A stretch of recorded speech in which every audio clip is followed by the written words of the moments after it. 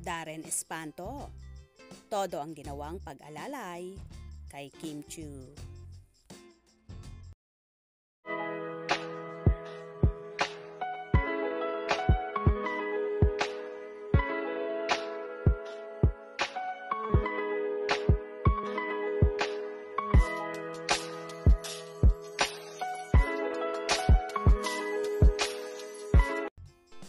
Besties ngang maituturing ang samahan ng singer at kapamilya star na si Darren Espanto at ang queen of the dance floor na si Kim Chiu.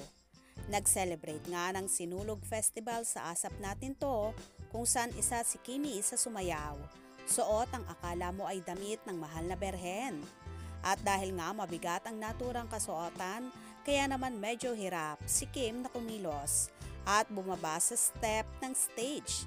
Kaya todo to the rescue ang kanyang bestie na si Darren Espanto. Inilalayan nga nito si Kim habang pababa sa stage.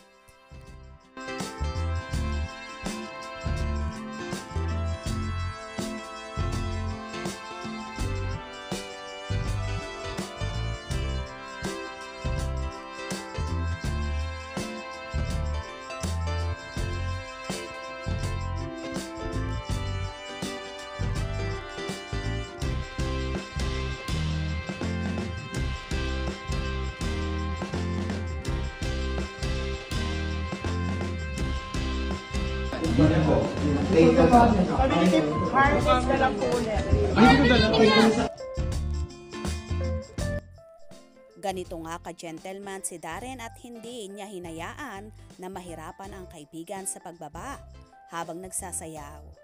Samantala hindi alintana sa dalaga ang bigat at hirap ng suot-suot niya.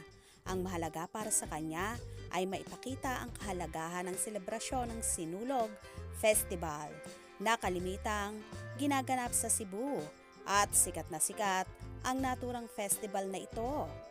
May mga nagsasabi naman na bagay kay Chinita Princess ang maging berhen dahil sa maamo nitong muka at sa busilak nitong puso.